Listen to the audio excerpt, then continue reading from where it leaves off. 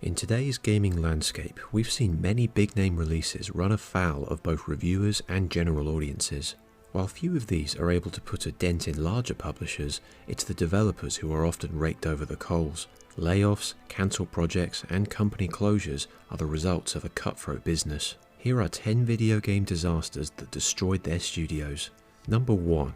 Too Human.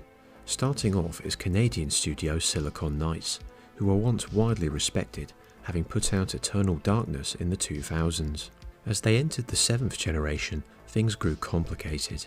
After being in development for over 10 years and crossing 2 separate console generations, their biggest IP, Too Human, wound up in the bargain bin with lackluster combat and a confusing story keeping it from success. Beyond these points of criticism, the game also became the subject of a lawsuit with Epic Games over use of the Unreal Engine, a very foolish decision on their part.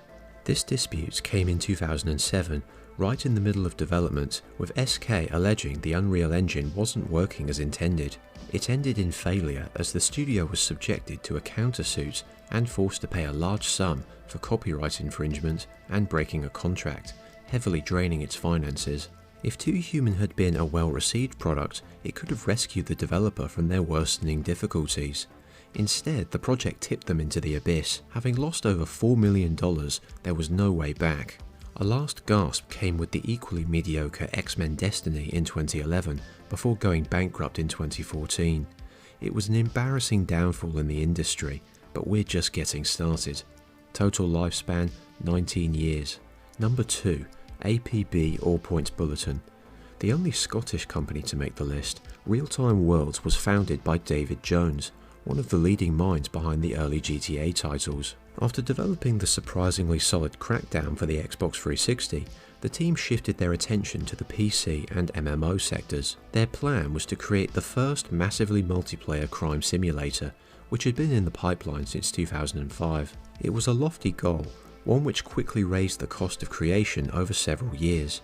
After multiple delays and less than successful demos, RealTime Worlds started to run out of money and fell into administration. The writing was on the wall when a review embargo was stretched out a week after the game's 2010 release, seemingly an attempt to cover up negative criticism. With poor optimization and an unfinished feel, the game was abandoned quickly by an already diminishing player base. The biggest irony is how Grand Theft Auto, the series Jones helped create, outclassed APB in every way 3 years later.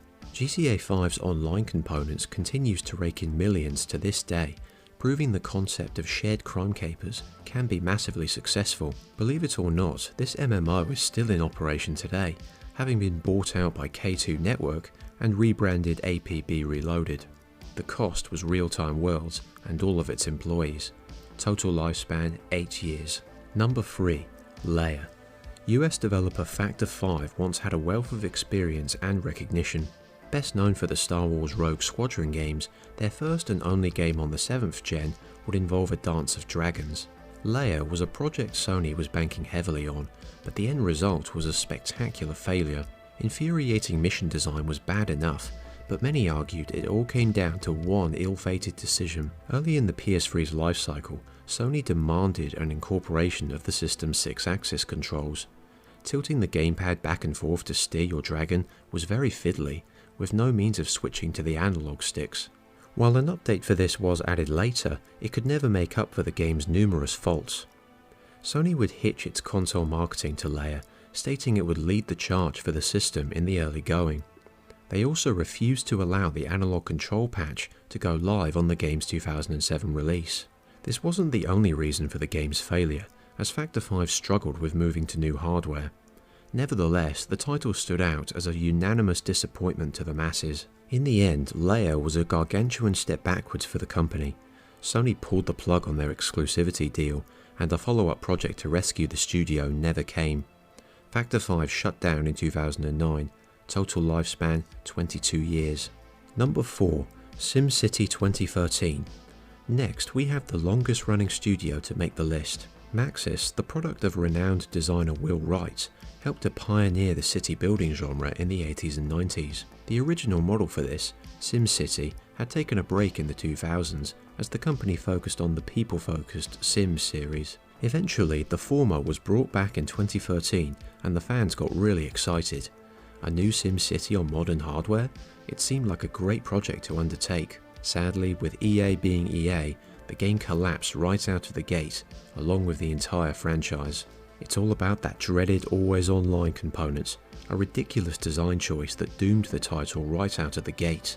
Players who wanted to jump in and build a city couldn't do that, as endless server problems kept on booting them out of the game. It's a far cry from the early, more accessible releases that defined the simulation genre. An expansion called Cities of Tomorrow was made, but most had already abandoned the title.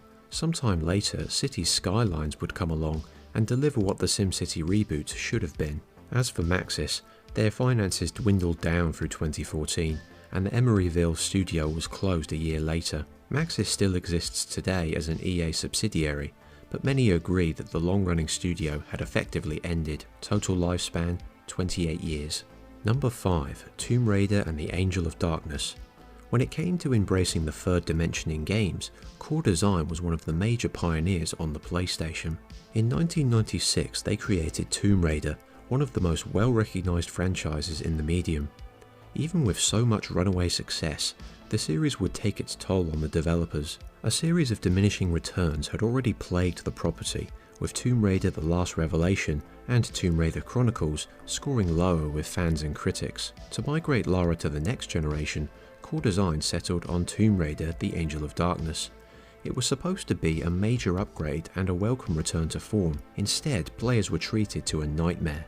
Widely regarded as the worst mainline entry in the series, Angel of Darkness was riddled with control issues, technical problems, and creative choices that made no sense when tying in with prior games. Why did Lara have to feel stronger before she could perform movements? Why was the combat so finicky? These and many other questions lingered in the community. As for Core Design, they were relegated to the handheld scene for 2 more games before being sold off in 2006. The last remnants of the company went defunct in 2010. Total lifespan, 22 years. Number 6. Lawbreakers. The most recent entry to make the list, Lawbreakers was the project of Cliff Bleszinski. Having put Xbox and Gears of War behind him, he started a new studio, Boss Key Productions, who looked to break into the competitive shooter scene. Cliffy B has a big ego, one which was put on full display in its gameplay demonstrations. Many argue this hurt the game's chances long before it arrived on shelves. However, this was contrasted by the many FPS streamers who really got into the title during tournaments. The game was seen as intense, punishingly difficult, and possessed of a higher skill ceiling than most other shooters at the time. While initial reactions seemed very positive, a string of ill-conceived marketing tricks and an oversaturated market caused its downfall. There were simply too many shooters on the market when Lawbreakers arrived in 2017, making player retention difficult. The mechanics were strong, but the game catered aggressively to the hardcore crowd. Straight away, the game launched with a low player base, one which kept on hemorrhaging as time went on. Eventually, the population dropped to the thousands and even hundreds. Losing money at a rapid rate and with no way to salvage the game, Boss Key Productions was closed very quickly in 2018. They attempted to claw their way back with Radical Heights, but to no avail. Total lifespan, 4 years. Number 7. Epic Mickey: The Power of Two. Much like Will Wright, Warren Spector is another widely respected figure in the gaming industry. After putting together IPs like Wing Commander, System Shock and Deus Ex, he struck out in a more kid-friendly direction in partnership with Disney. The newly christened Junction Point Studios got to work on Epic Mickey, which came with a lot of hype attached as Spector led the project. The final product was no masterpiece, but it did garner some praise at the time, especially for its cartoon art style. The sequel was a different story. Epic Mickey: The Power of Two was developed for multiple platforms, and while production proceeded at a reasonable pace, the excitement levels were far lower than they had been for the first. At this point, the hype had died down, and despite heavy marketing, it wouldn't sway the gaming community very much. Upon release, The Power of Two received very mixed reviews, with many comparing the game unfavourably to other major platformers, while feeling the cooperative play didn't add much to the overall experience. While Disney projected selling 2 million copies, the game only managed 529,000, a quarter of its predecessor.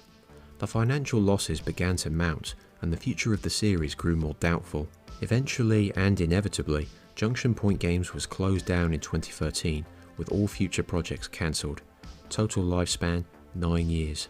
Number 8. Haze. Another PS3 exclusive to make the list, Haze was another touted product that stemmed from a long lineage.